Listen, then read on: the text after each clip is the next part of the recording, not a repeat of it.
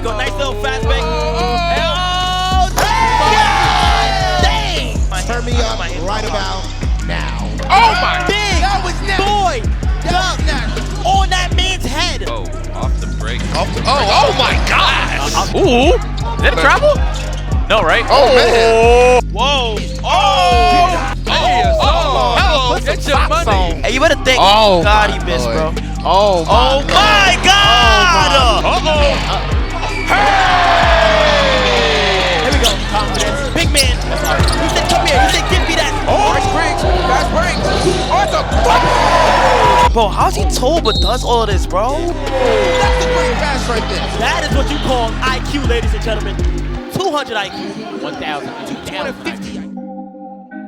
I want to start this video out with a statement that you are going to doubt at first, but as you keep watching, I know you are going to be right here with me if you stick around. I have faith, and so that statement is Asar and Asar Thompson are not only being slept on to an insane degree, but also, I'm putting it out there, I fully believe that both of them are not only NBA All-Stars in the making, I think they have legitimate top 5 to best player in the entire NBA potential. That is a big statement, I get it, but what's up guys, Mike here, and let me explain why I think that. Now, as of right now, you may have heard of Overtime Elite, you may have seen some highlights, but when I talk to most people, they're interested in OTE, but don't know much about it. Don't worry, I have you covered there, as I was able to go to Atlanta myself and not only commentate some games, but also get a sense and feel of the atmosphere at Overtime Elite, and I walked away blown away. I do not put that lightly at all. I was blown away, and not just by the Thompson twins, not even close. Amen and Asar Thompson are the title guys in this video though. Overtime Elite's EVP and head of basketball operations did say, quote, "These are two players we think and know are foundational to what we are building." So immediately, let's talk about them. And yes, the Thompson twins and the Beiley twins also in OTE do have the chance and probably will be the best twins of all time, but with the Thompsons and the Beileys, there will be no more grouping the two together because they are all their own players, which means let's start with Asar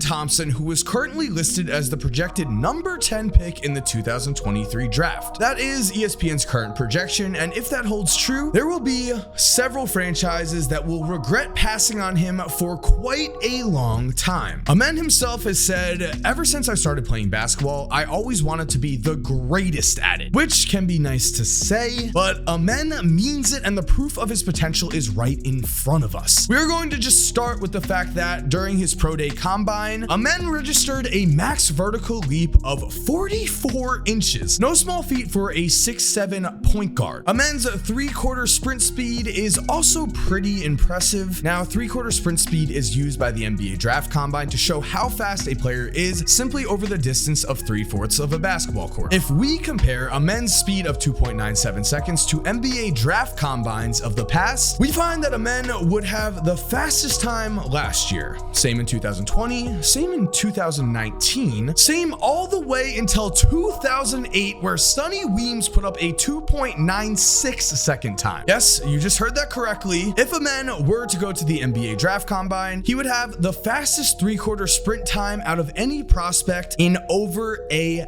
decade. Then, if we look at standing vertical, not max vertical, you may have noticed that at times Amen throws down standing dunks with seemingly no effort at all. However, it just looks that way. The reality is that in terms of standing vertical, yes, Keon Johnson does have Amen beat, as last year, Keon recorded an absurd 41.5-inch standing vert, but last year, Amen would have finished second with a 38-inch standing vert himself, a number that would have topped the list in 2020, in 2019, in 2018, you get the point. Again, we have to go all the way back to now 2007, where Nick Young was the last player to record a standing vertical leap higher than Amen. And sure, I understand not every player participates in the NBA draft combine, but most do, and the point remains very, very strong here. Amen Thompson is a 6'7" point guard with a historically elite speed and vertical combo. That alone is of course extremely impressive, impressive, but that wasn't the most impressive thing to me, because watching Amen, it is clear. His basketball IQ is off the charts. He sees things that others do not. He makes insane passes, and he is the ultimate leader and teammate. As we will get into, everyone makes the extra pass, the right pass at Overtime Elite, and everyone also plays defense like their lives depend on it. They pick guys up full court and just never stop. They are annoying to play against in the best possible way. Amen has said that he looks to a player like Ja Morant, someone with all of the athletic tools in the world, who also is a franchise point guard in every sense of the word, as a player that Amen not only wants to learn from game-wise, but Ja also gives Amen a great target to reach and then try to pass. Because again, Amen wants to be the best in the world. And with all of his physical tools combined with just an incredible head on his shoulders, I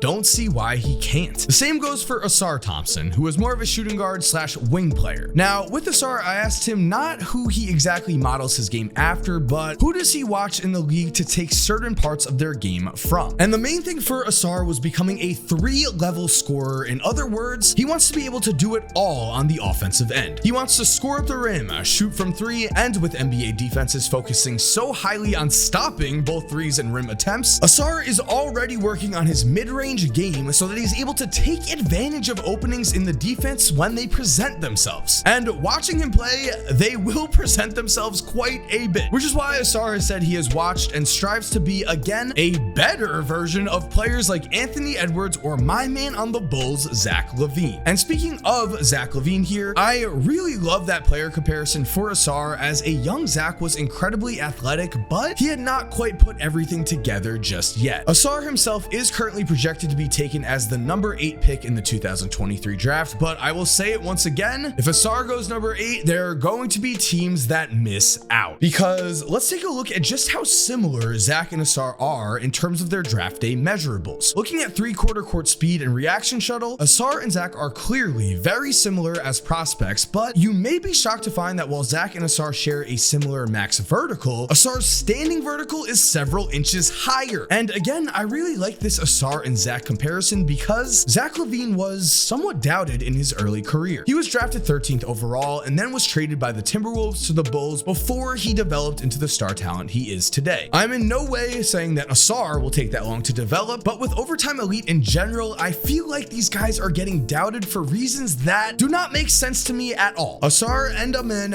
both share that relentless work ethic and insane competitiveness that a guy like Zach has shown as a professional. And when talking to Asar, it was clear that even though he has all these incredible God-given talents, all he wants to do is get the most out of his ability. When I talked to him, he didn't at all focus for a second on his current abilities. Instead, he talked about how when a guy is as fast as Zach or Asar himself, that player can blow by people seemingly at will. And when you add a deep range shot combined with a mid-range game, how does the defense possibly stop you? They almost certainly cannot. However, if there are two guys who are up for the challenge of stopping players like Asar, those two guys would be Matt and Ryan Beiley. As when it comes to elite level prospects, Matt and Ryan are right there with anyone. Matt, before he signed with OTE, was ranked the number 3 recruit in his class by ESPN and number 2 in his class by 24/7 Sports. Matt is dedicated to succeed at the highest level to honor the memory of his grandfather, who never got the chance to see him play, and that type of personal dedication shows in every second he is on the court. He simply says that his mentality is competitive, and you can see that in every facet of his game. He's extremely vocal, and with a max vertical approaching 40 inches, combined with a 7'1" wingspan, Matt is able to dominate night in and night out, while also playing like he has a chip on his shoulder that is roughly the size of a small country. He straight up says he intimidates other players as they are just not used to playing against someone who is that strong and that physical with a relentless motor. When you combine that with his elite level of talent, the sky is the limit here. Because here is the craziest thing to me. Matt is a year younger than Amen and Asar and is not eligible to be drafted until 2024, which means Matt is going to have even more time to develop in Overtime's incredible system, which of course will be huge. I love Matt's story for why he joined Overtime, because as the number 2 or 3 recruit in his class, he simply said he was dominating players 2 grades above him and needed more of a challenge. He needed that challenge to become a better basketball player. That is why his coaches pushed him in this pro direction. They knew that overtime would not only develop Matt's game, but they would also get him prepared for the life of a professional basketball player. Heading back to on the court though, I think it was Ryan who really said it best when he said that, and I am grouping them in for a second here, but it was Ryan's quote. Ryan said that the two of them are going to outwork you and outmuscle you in the paint every time. The Beiley brothers are all about the games. And standing at 6'8" with a wingspan of 7'3", it is not hard to immediately see why Ryan Beiley is just as big of a prospect as his brother. I love this quote from Ryan where he says, "Everyone has a hero, but I like to be the villain." A quote that really describes him in the best possible way, because a villain on the basketball court is not at all a villain in real life. Ryan wants to be an on the court villain because, just like with his brother, this man never stops working. And when I say that, I mean it. He just never stops. Ryan is not only someone who can guard 1 through 5 any position on the court, but he is also someone who wants to guard the other team's best player every single game, no questions asked. He wants to be a villain because he wants to disturb the hero's great game with his non-stop tenacious defense. And on top of his defense, which is already shockingly good for a high school player, just like his brother, Ryan will be in the 2024 draft. And here I want to bring up that Ryan mentioned that he really loves the way Scottie Barnes plays, and I fully understand why. Ryan himself has said that he isn't the flashiest guy, but he works hard. He will outwork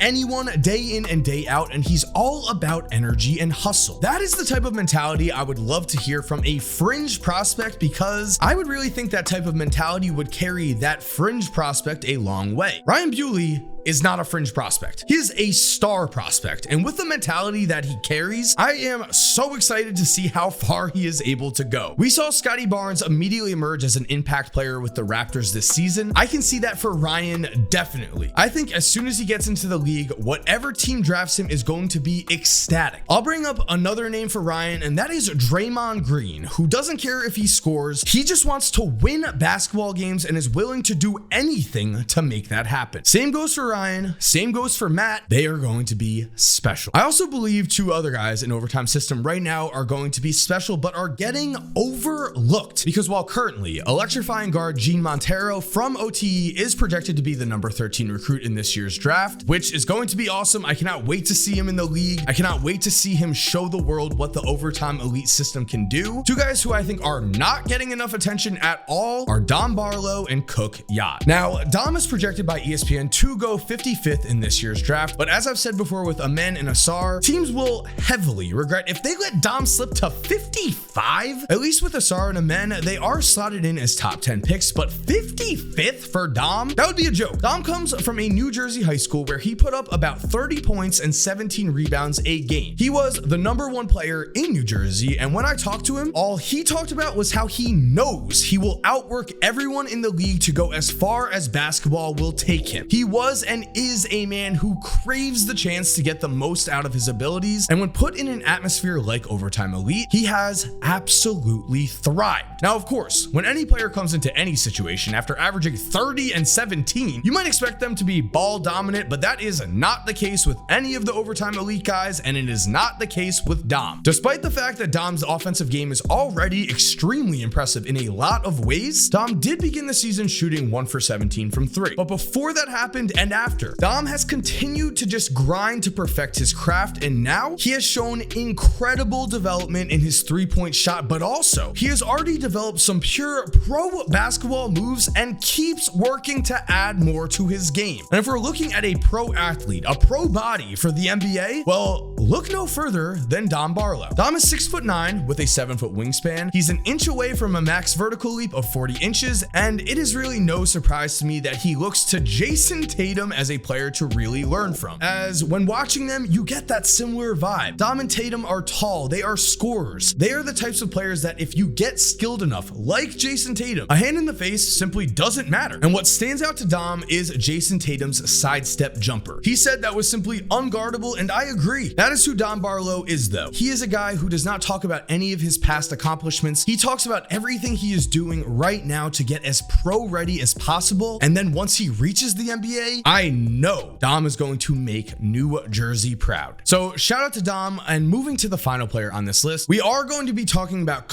Yacht, who is possibly the player with the most highlight reel potential out of anyone in Overtime Elite's entire program. Cook is a 6'8" big man who can do the Vince Carter elbow in the rim dunk with ease, and on the court, the anticipation when he gets the ball is incredible. It's as if the entire building is waiting on something special to happen, and often it does. Most big men do not have 41-inch verticals, but Cook lives his life in the sky, both on the offensive end where he is a dunking machine and on the defensive end where he can swat away shots in ways you previously did not think were possible. But again, like the other guys I mentioned, there's so much more to Cook. He is also in the 2022 draft class, and what scouts don't seem to realize is that Cook was hurt for an extended period of time this year, but during that time, his three-point shooting ability has risen dramatically. He loves the smoothness of Paul George's game, and that is really a great player for him to strive to be when you combine that crazy athleticism he already has. Cook has worked non-stop on his body to add more muscle to his frame in order to become pro-ready by day one, which will be great for whatever NBA team he ends up with, but what will be even better is the potential Cook has. I would say the phrase 3-and-D player comes to mind, except with that phrase, you also have to add in the fact that Cook not only can dunk in someone's face, but he often can be found putting people on posters. To put this simply, if you step on the floor with Cook and you step up with him as he rises up, he's just going to go higher and embarrass you. With all that said, guys, I really loved making this video. I hope you enjoyed it too, so thank you for watching. I hope you did enjoy. If you're not subscribed already, please subscribe and turn on post notifications so you never miss a video like this. Shout out to Overtime Elite, shout out to Overtime. They did fly me out to Atlanta, and again, guys, it was the most incredible experience. I would not just say this at all. I fully believe that once people are able to see what is going on at Overtime Elite, once people see the development and the high level of play that these players are playing at, it's going to be all over. Atlanta is going to be the place to be to watch high school basketball, or actually it'll be the place to be to watch professional basketball. So again, guys, I hope you enjoyed this video. If you're already subscribed, you're awesome, and we all know it. And as always, have an awesome day, and cue that music. If you're still here while the music is cued, here are two videos I think you are definitely going to enjoy. I mean, personally, I think the one on the left might be more your style, but the one on the right looks pretty awesome too. Click one, let me know what you think, and again, have an awesome day.